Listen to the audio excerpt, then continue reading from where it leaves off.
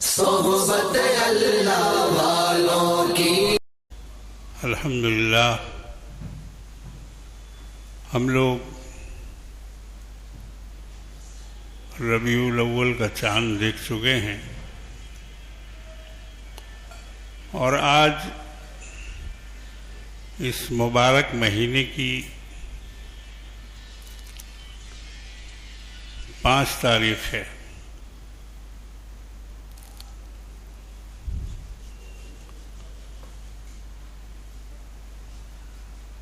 ماہ ربیع الاول میں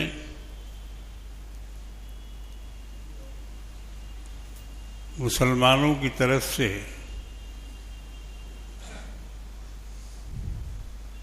پیدائش رسول پر کافی جوش و جذبات کا اظہار کیا جاتا ہے،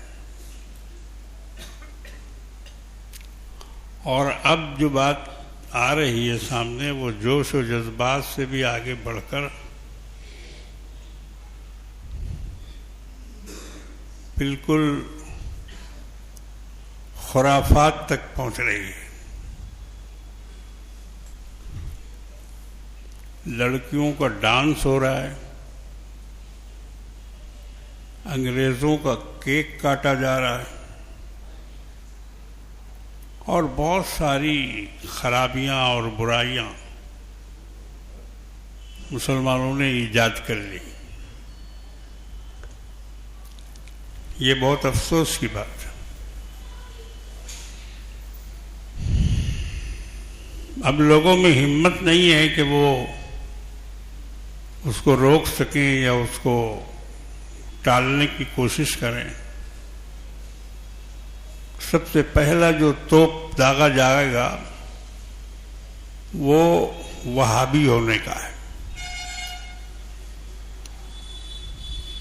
یہ آدمی سنی نہیں ہے۔ ہماری سمجھ میں نہیں آتا کہ جتنے غلط کام لوگ کرنے کا ارادہ کرتے ہیں، سب سے پہلے وہ اپنے کو سنی کہتے ہیں، حالانکہ سنیت سے بالکل الٹا کام ہو رہا ہے۔ کوئی مطلب نہیں، کوئی لگاؤ نہیں، سنیت کے خلاف کام کر رہے ہیں لوگ۔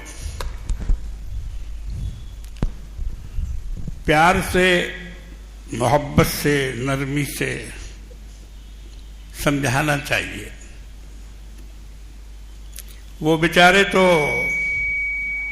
محبت میں ایسا کہہ رہے ہیں اور کر رہے ہیں، ان کو پتہ نہیں کہ ہم یہ صحیح کر رہے ہیں یا غلط۔ تو بہرحال وہ اپنے عقیدوں کے مطابق، اپنے بڑوں کے سمجھانے کے مطابق وہ اس پر چل رہے ہیں اور اس پر عمل کر رہے ہیں۔ ان کا بڑا سے بڑا بھی مولوی اس اچھل کود کے لیے صرف ایک آیت کی تلاوت کرتا ہے اور اس کا ترجمہ بیان کرتا ہے۔ کہا کہ دیکھو جی، یہ تو قرآن میں ہے، قُلْ بِفَضْلِ اللَّهِ وَبِرَحْمَتِهِ فَلْيَفْرَحُوا، کہہ دیجئے کہ یہ اللہ کا فضل ہے اور اس کی رحمت ہے، اس لیے خوش ہو جاؤ۔ اس کا ترجمہ ہے خوش ہو جاؤ، خوشی مناؤ نہیں ہے۔ فَلْيَفْرَحُوا، اللہ کے فضل پر اور اس کی رحمت پر تم خوش ہو جاؤ۔ اب اس آیت کو پکڑ کر کتنے بڑے بڑے قلعے تعمیر کر دیے گئے، گنبد خضرا کا نقشہ اور کعبہ کا نقشہ، اور جلوس کی شکل میں اس کو نکال کر گھمانا اور نعرہ لگانا۔ یہ سب ان لوگوں نے جائز کر دیا. جھنڈا، ڈنڈا، کمکما، جو بھی ہوتا ہے. میں آپ سے یہ پوچھنا چاہتا ہوں کہ یہ آیت کیا ابھی نازل ہوئی ہے؟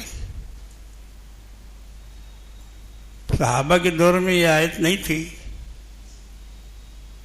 ابو بکر نے اس آیت کو نہیں پڑھا تھا، عمر نے نہیں پڑھا تھا، عثمان نے نہیں پڑھا، علی نے نہیں پڑھا.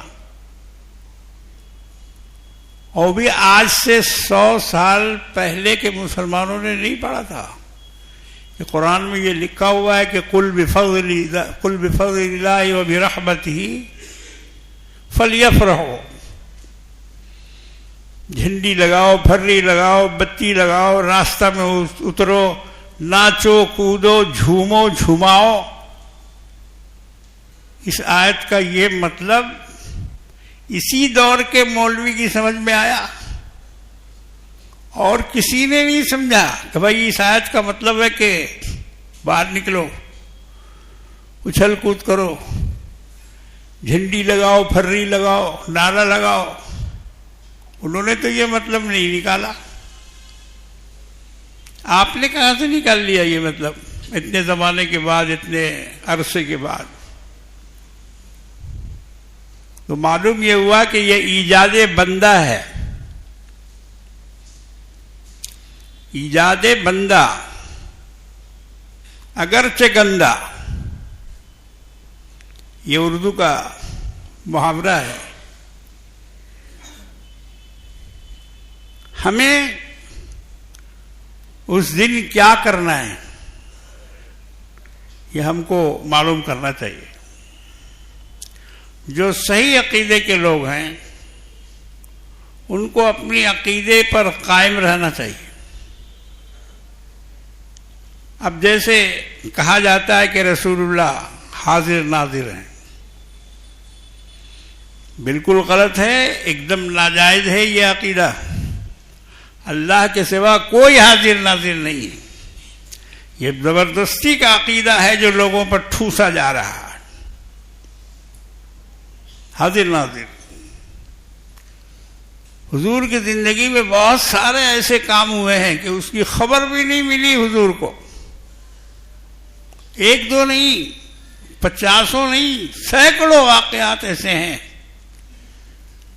کہ اللہ کے رسول کو اس کی کوئی خبر نہیں اور وہ کام ہو گیا. بیر معونہ کے لیے قاری مانگا، کچھ قاریوں کو دے دیجئے، ہم لوگوں کو لے جا کے تلاوت قرآن پڑھائیں گے. اللہ کے رسول نے 70 صحابہ کو ان کے ساتھ کر دیا، لے جاؤ ان کو، ان سے قرآن سیکھو. اور ان ظالموں نے ویرانہ میں لے جا کر ان 70 صحابہ کو شہید کر دیا. تو اگر حاضر ناظر تھے اور آگے پیچھے سب کی خبر رکھتے تھے تو پہلے سے نہیں معلوم ہوا کہ یہ لوگ قتل کرنے کے لیے لے جا رہے ہیں؟ تو جاننے کے باوجود اللہ کے رسول نے اپنے 70 صحابہ کو کٹوا دیا. کتنا بڑا الزام آئے گا اگر ان کو مانو گے کہ یہ عالم الغیب ہیں، غیب کی خبر جانتے ہیں. تو کہنا پڑے گا کہ غیب کی خبر رکھنے کے باوجود اپنے معصوم صحابہ کو رسول اللہ نے جان بوجھ کے بھیج دیا کٹوانے کے لیے. کیا یہ صحیح ہے؟ کیا ایسا مانا جائے گا؟ بالکل نہیں، بالکل نہیں. حضور کو اس کے بارے میں کوئی علم نہیں تھا کہ یہ لوگ لے جا کے ہمارے لوگوں کو ختم کر دیں. کسی طرح کا علم نہیں تھا، بعد میں علم ہوا.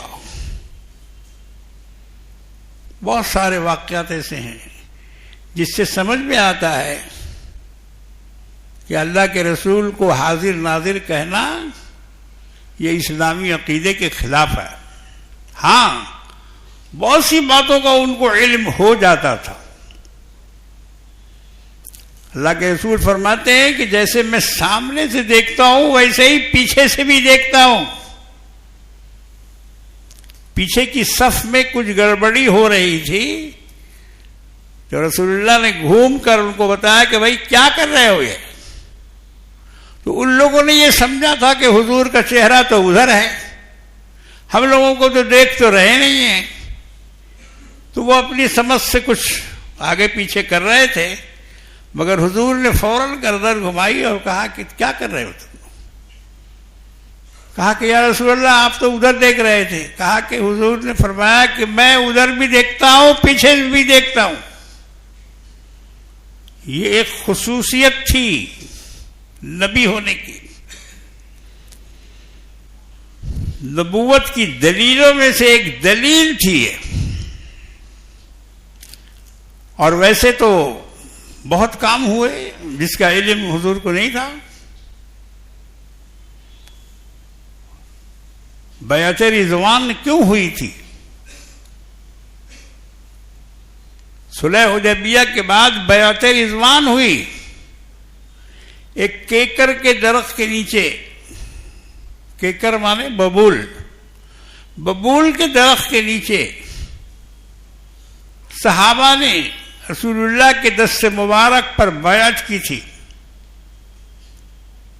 اور وہ بیعت اس لیے کی تھی کہ حضرت عثمان غنی کو مکہ بھیجا تھا آپ نے کہ جا کے ان کو خبر کرو کہ ہم لوگ آ رہے ہیں۔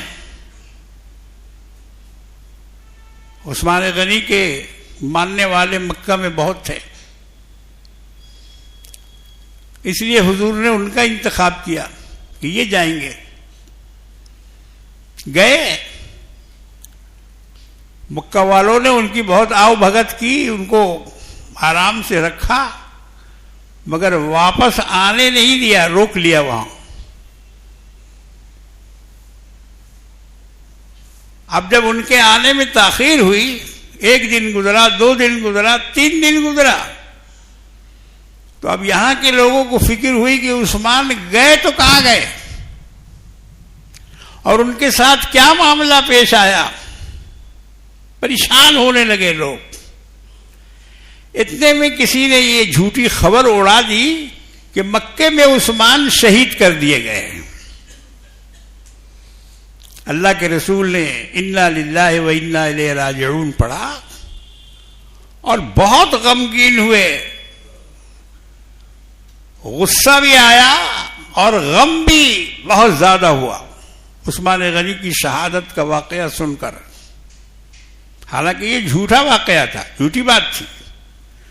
عثمان مکے میں زندہ تھے، شہید نہیں ہوئے تھے، مگر چونکہ رسول اللہ کو یہ خبر ملی کہ عثمان شہید کر دیے گئے ہیں، اس لیے آپ نے اس خبر کو سچ مان لیا، اور اس سچ ماننے کے نتیجے میں آپ درخت کے نیچے ہاتھ بڑھا کر بیٹھ گئے اور کہا کہ آؤ عثمان کا بدلہ لینے کے لیے کون کون میری ہاتھ پر موت کی بیعت کرتا ہے، موت کی بیعت کرتا ہے۔ صحابہ امٹ پڑے، بھیڑ لگ گئی، 1400 سے زیادہ صحابی تھے حضور کے ساتھ،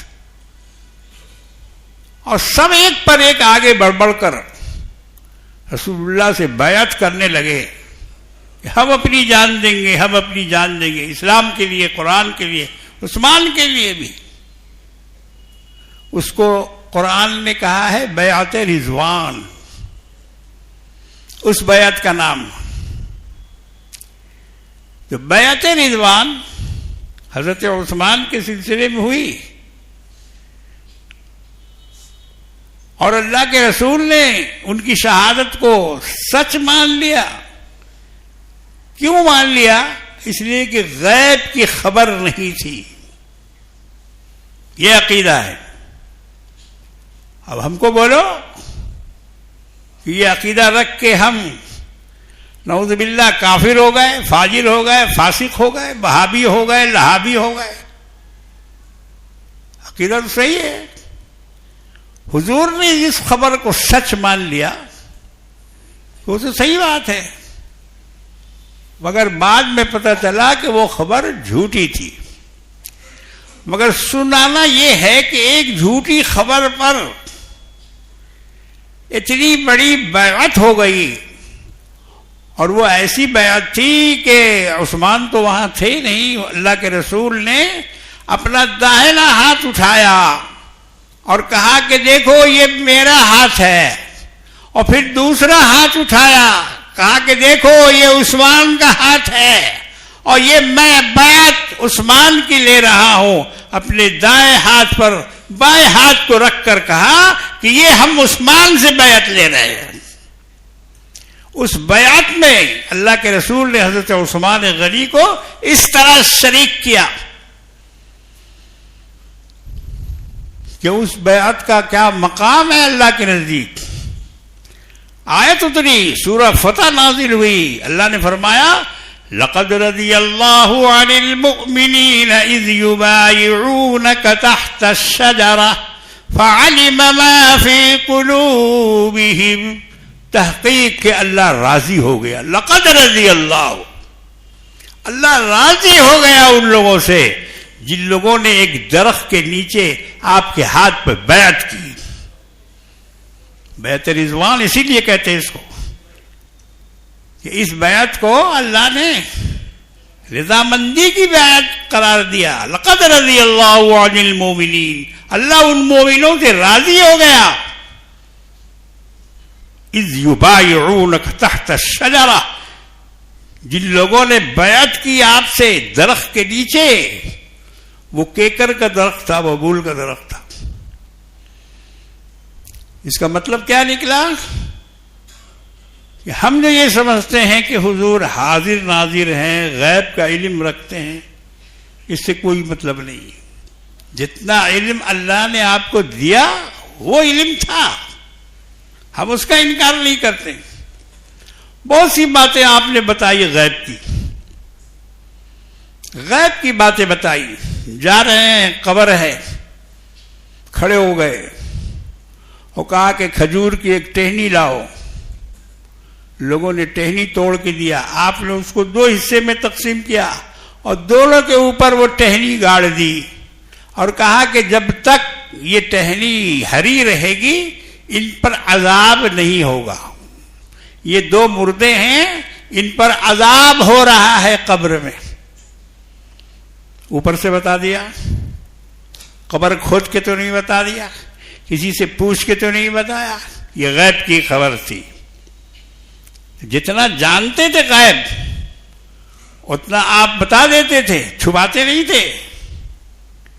بکری کے گوشت میں زہر ملایا گیا، آپ کو کچھ پتا نہیں، صحابہ کو لے کے آپ دعوت میں شریک ہو گئے، لوگ بیٹھ گئے، دسترخوان لگ گیا، کھانا چن دیا گیا، مگر اب تک جبریل نہیں آئے تھے۔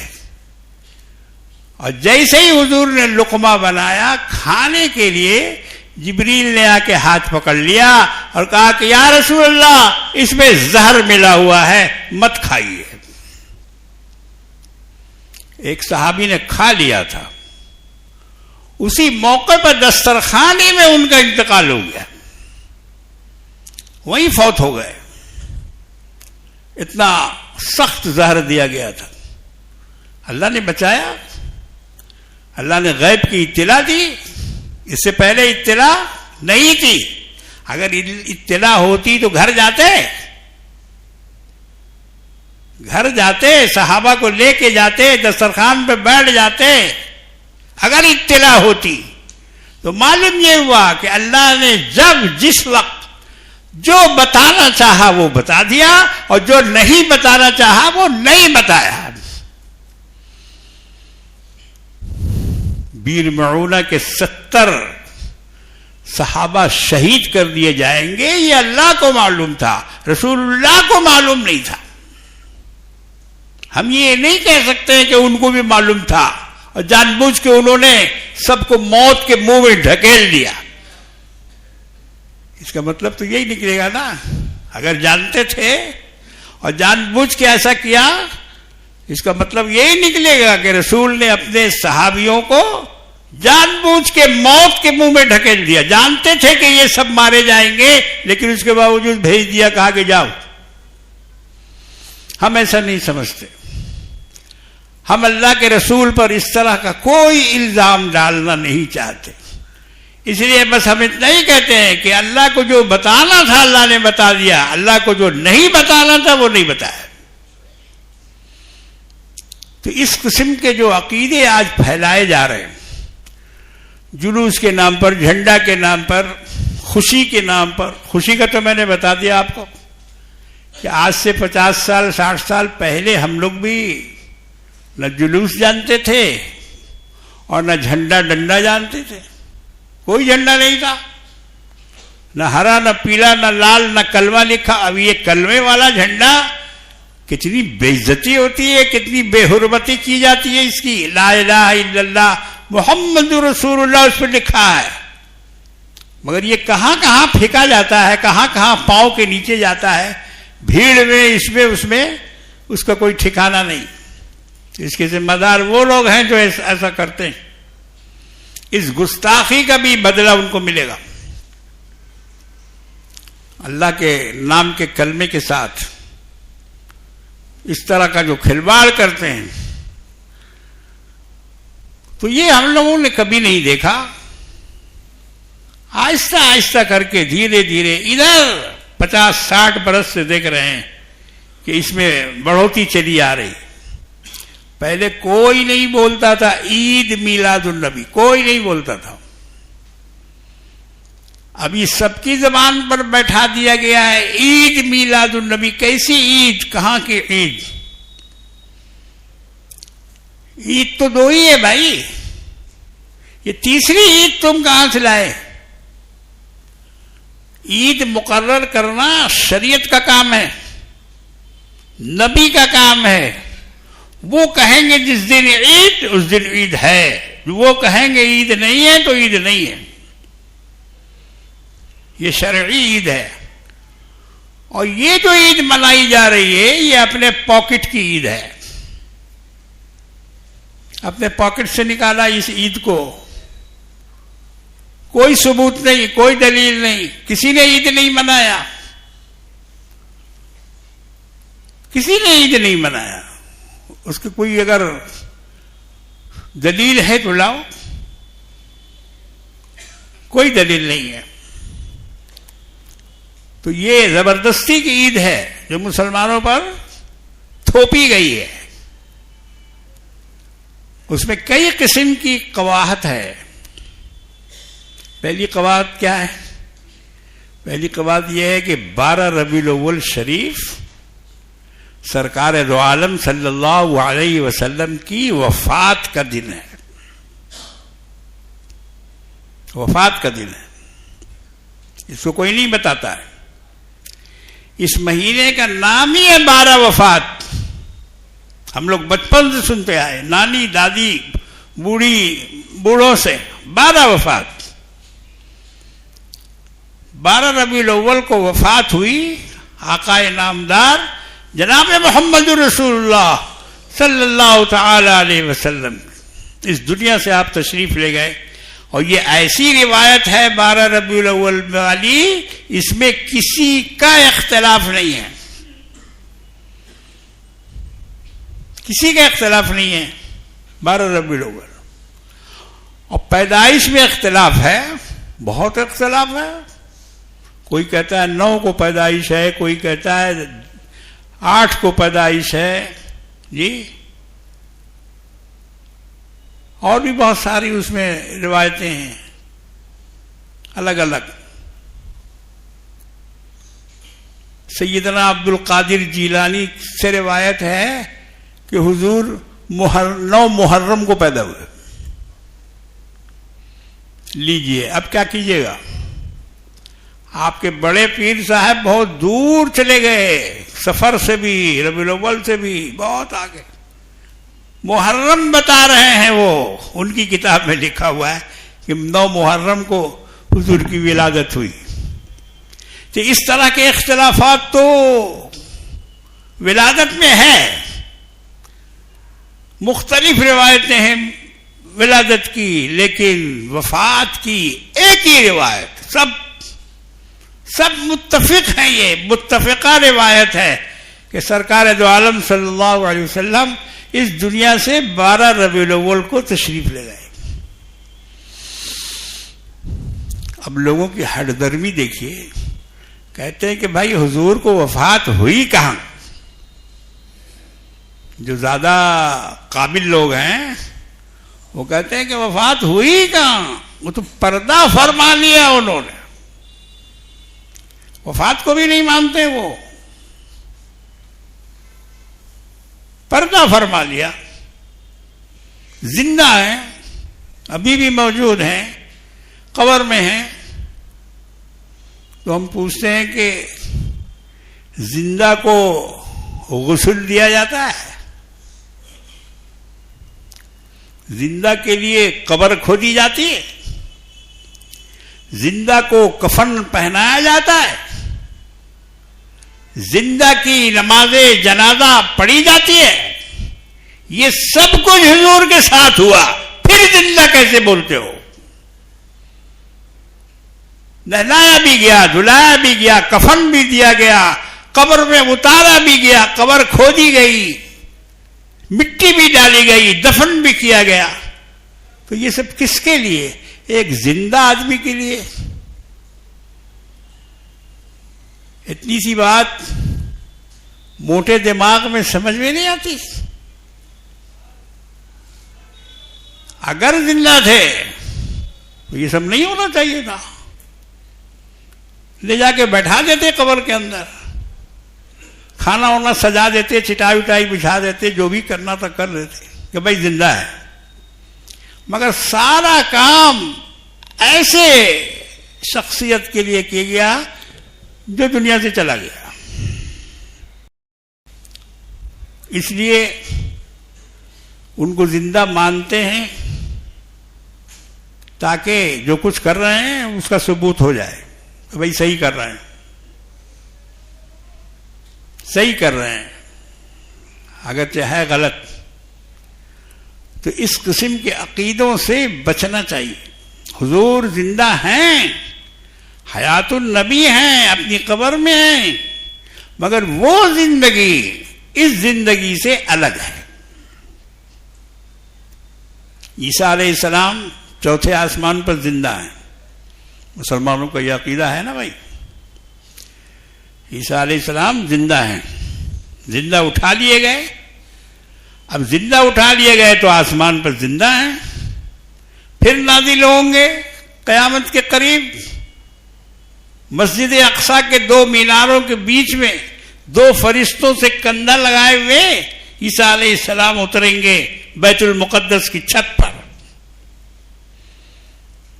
اور آپ کے بالوں سے، زلف مبارک سے پانی کے قطرے گر رہے ہوں گے، ایسا لگتا ہوگا کہ جیسے ابھی غسل کر کے آ رہے ہیں۔ یہ عیسیٰ علیہ السلام کے قصے میں ہے۔ اس طرح سے ان کا نزول ہوگا دنیا میں۔ تو اس زندگی میں اور عیسیٰ علیہ السلام جو زندہ ہے اس زندگی میں زمین آسمان کا فرق ہے۔ بہت ساری ٹیکنیکل چیزیں آپ سمجھ نہیں پائیں گے۔ ارے بھائی زندہ ہے وہاں تو کھاتے کیا ہیں، پیتے کیا ہیں، حاجت کی ضرورت ہوتی ہے کہ نہیں، نہانے دھونے کی ضرورت ہوتی، زندہ آدمی کے لیے یہ سب ہے۔ تو جب زندہ ہے تو کیا یہ سب ہو رہا وہاں؟ عیسیٰ علیہ السلام آسمان میں نعوذ باللہ غلاظت کر رہے ہیں، پیشاب پخانہ کر رہے ہیں، کیونکہ آدمی کے ساتھ تو یہ ہوگا، زندہ آدمی کے ساتھ تو یہ سب عوارض لگے ہوئے ہیں۔ تو کیا یہ سب ہوتا ہے؟ نہیں، وہ زندگی الگ ہے۔ برزخ کی زندگی اور اس دنیا کی زندگی میں زمین آسمان کا فرق ہے۔ وہ تو ہم لوگ جب قبر میں جائیں گے نا تب پتہ چلے گا۔ ابھی سے اوپر سے بیٹھے بیٹھے کیا بولے، نہ ہم نے دیکھا فرشتے کو نہ آپ نے دیکھا فرشتوں کو۔ جب دیکھیں گے فرشتے کیسے ہیں کیا ہیں، اور پھر وہ جو سلوک کریں گے ہمارے ساتھ اچھا یا برا، اس وقت پتہ چلے گا ہم کو۔ کچھ پتہ چلے گا قبر میں ڈالنے کے وقت۔ حدیث میں آتا ہے کہ مردہ جب لوگ دفن کر کے واپس جاتے ہیں تو ان کے قدموں کی چاپ کو بھی سنتا ہے، اور اس کو علم ہو جاتا ہے کہ اب ہمارے دفن کرنے والے واپس جا رہے ہیں، اس کو اٹھا کے بیٹھایا جاتا ہے، اس سے سوال ہوتا ہے. یہ سب قبر کی زندگی ہے، عالم برزخ کی زندگی ہے، دنیاوی زندگی نہیں. اب جو آدمی بالکل جل کے مرا، کچھ بھی بدن میں گوشت پوش نہیں رہا، شیر نے کھا لیا، اس کی ہڈی پسلی سب چبا گیا، تو اس سے کیا سوال جواب ہوگا؟ اس کی تو قبر ہی نہیں بنی بیچارے کی. ایسے بھی تو لوگ ہیں کہ جن کی قبر بنتی ہی نہیں ہے. رائٹ میں، فسادات میں اور اس طرح کے سیلاب میں. ابھی پاکستان میں جو سیلاب آیا، اللہ کی پناہ، اللہ سے پناہ مانگو اللہ کے عذاب سے. کم سے کم 1,500-2 ہزار آدمی اس میں مارے گئے. پورا گھر سامان کے ساتھ بہہ گیا. ایک آدمی کے ایک خاندان کے 14 15 افراد ایک دن میں ڈوب گئے. سب کو دریا بہا لے گیا. اور وہ دریا کیا تھا؟ آسمان سے پانی کا عذاب تھا اللہ کا. ایک بیگ بادل پھٹ گیا، جبکہ پاکستان میں کبھی بادل نہیں پھٹا تھا، یہ پہلی بار پھٹا ہے. خیبر پختونخوا میں بادل پھٹا، اور بادل پھٹنے سے سارا پانی ایک ساتھ گرتا ہے. اتنا پانی اور اتنا اس کا وزن اور اتنی اس کی مقدار کہ آپ اس کو ناپ نہیں سکتے. اب وہ ایک بیگ گرتا ہے اور جو چیز سامنے آئی سب کو بہا لے گیا. تو ابھی تو وہاں یہ حادثہ ہوا. اب بولو ان کی قبر کہاں بنے گی؟ جو لوگ بہہ گئے سیلاب میں، جن کی لاش کا بھی پتہ نہیں چلا، تو ان سے سوال جواب ہوگا کہ نہیں؟ منکر نکیر ان سے پوچھیں گے یا نہیں؟ یا بچ جائیں گے وہ لوگ؟ سوال جواب سے وہ بھی نہیں بچیں گے جو بہہ گئے، وہ بھی نہیں بچیں گے جو جن کو شیر کھا گیا، وہ بھی نہیں بچیں گے جو آگ میں جل کے چھائی ہو گئے، راکھ بن گئے. کوئی نہیں بچے گا. عالم قبر جو ہے نا وہ برزخ کی چیز ہے. اس دنیا سے الگ ایک دنیا ہے جس کو عالم برزخ کہتے ہیں. اور وہاں جانے کے بعد کوئی واپس نہیں آ سکتا ہے، کوئی نہیں آ سکتا ہے. وَمِن وَرَائِهِمْ بَرْزَخٌ إِلَى يَوْمِ يُبْعَثُونَ. اس دنیا اور اس دنیا کے درمیان ایک دیوار حائل ہے اور وہ اس سے باہر نہیں آ سکتے جب تک کہ قیامت نہ آ جائے. إِلَى يَوْمِ يُبْعَثُونَ. جب اٹھانے کا دن آئے گا تب اٹھیں گے وہ، ورنہ وہاں سے وہ ہل بھی نہیں سکتے. تو اب ہمارے یہاں کیا ہوتا ہے؟ شب برات میں گھر لیپا جا رہا ہے، پوتا جا رہا ہے، چونا کلئی ہو رہی ہے، صفائی ہو رہی ہے. کیا بھائی؟ مردے آئیں گے، دادا آئیں گے، دادی آئے گی، نانی آئے گی، اماں آئے گی. یہ مردے لوگ قبر سے اٹھ کے گھر میں آئیں گے، روح ان کی آئے گی. اس کے لیے بڑا انتظام کرتی ہے عورتیں، پہلے سے جھاڑو واڑو دے کے صاف ستھرا کر کے وہ روحوں کو بیٹھنے کے لیے. اب چونکہ بوڑھے ہو کے سب مرے ہیں تو منہ میں دانت تو ہے نہیں، تو اس کے لیے نرم نرم حلوہ پکاتے، حلوہ کھائیں گے وہ. یہ سب عقیدے کا ایک خرابی ہے جو ہمارے اندر آ گئی ہے، عورتوں میں بھی اور مردوں میں بھی. اس لیے میرے بھائی بزرگوں اور دوستوں، آپ ربیع الاول شریف منائیں، لیکن شریعت کے حدود میں رہ کر منائیں. کوئی ایسا کام نہ کریں جس کی ممانعت جناب محمد رسول اللہ صلی اللہ تعالی علیہ وسلم نے کی ہے. آتش بازی، فضول کی روشنی، فضول کا خرچہ اور اس طرح کی چیزیں شریعت میں بالکل منع ہے. اللہ تبارک و تعالی ہم سب کو عقل سلیم اور قلب سلیم عطا فرمائے. وآخر دعوانا الحمدللہ.